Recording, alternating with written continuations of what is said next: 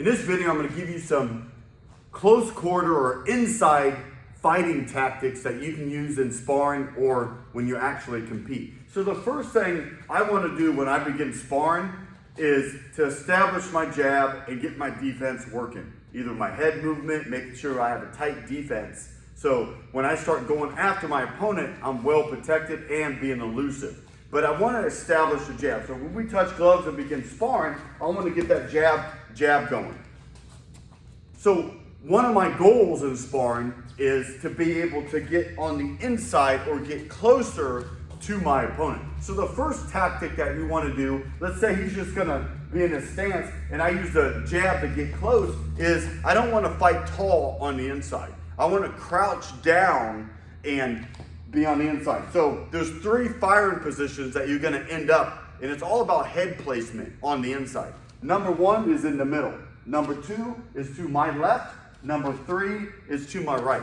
Preferably, when I get on the inside, I want to move between those 3 positions. And I can do that by using my body movement or my head movement. So from this zone, I can see here, and I can slip and go to this side.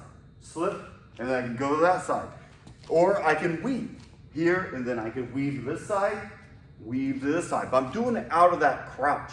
I don't want to fight tall. I see a lot of people, they stand tall with their head up, and then if he throws an overhand right, throw an overhand right over the top, okay? So when I get in, I want to get low, crouch down, but the first thing I want to do when I get in is I want to let both hands go. I want to start punching with both hands. A lot of people will come in and they just start looking for one shot. I want to get in a position where I'm going to start letting both hands go. And usually I start from the body and work my way up. So if he comes over here a little more. So once I get in, I want to start going body, body, head, head. Okay, I'm going to start climbing the ladder. I can stay in the body, but see, I'm punching low. I don't want to punch with my head up because I can get counter punch relatively easy.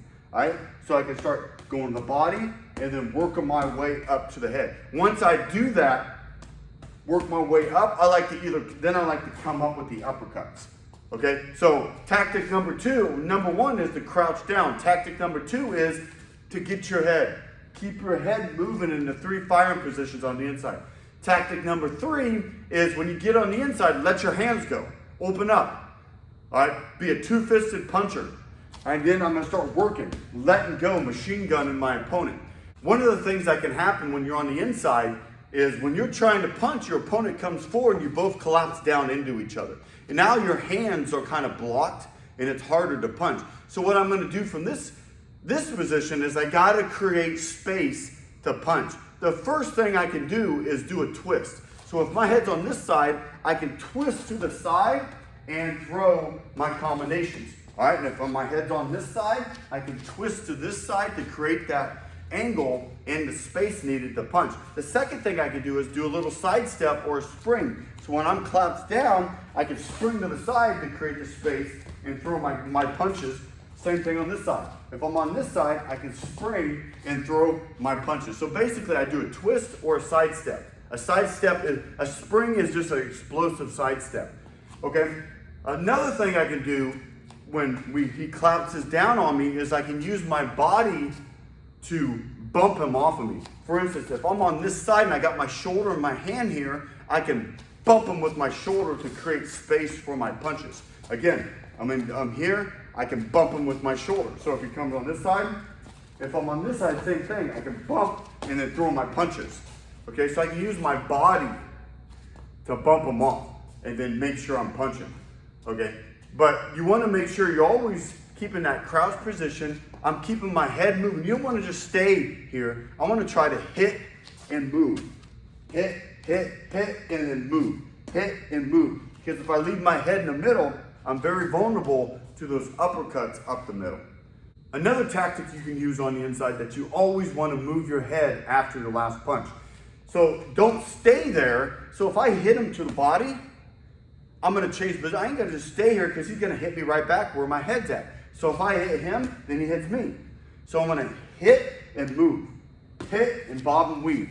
I can hit here, moving my head. Changing my head positions from those 3 different firing positions and letting my hands go. The last thing I want to do is start grabbing, okay? I only clinch or grab my opponent for 2 reasons. I'm hurt or I'm tired and I need a break, okay?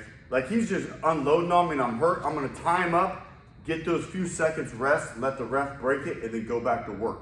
Okay, same thing if I'm tired. So you're never looking to grab your opponent. If we do get into like a grabbing match, I'm always gonna try to get my hands on the inside, because then I can throw those little shots on the inside and start those little tactics, and that's for another video, how I can trap and hit and do the clinch fighting on the inside. But for the most part, especially in amateur boxing, you can clinch and get away with the clinch a little bit more in professional fights, but if you're an amateur fighter, they break it up really quick. The minute you guys start grabbing, they break it up. So you've got very limited time to get your shots off. But just a quick recap, all right? You're gonna work your way with the jab, moving your head, working your head movement, footwork, jab your way in. Once you get on the inside, you wanna make sure you stay in that crouch position. You don't want your head up high, especially if you're a taller fighter. Okay, you don't want your head up, all right? I'm gonna be crouched down. I wanna get my head to one of those rotate between 3 firing positions. You got the outside, the middle, and then the other side. Okay, I want to let my hands go when I get on it. So I want to start punching. Okay, usually I shoe shine the body and work my way up, climb the ladder. Okay, once I start letting both hands go, I start to look to bring the uppercut up the middle. Okay, and then when I'm punching, when I'm done punching, I'm moving my head. Okay, so I can hit, move my head, keep my head moving, become a moving target, so it's harder for my opponent to hit me. Remember, he's closer to you, so it's gonna be harder for you to escape his punches because you don't got the distance.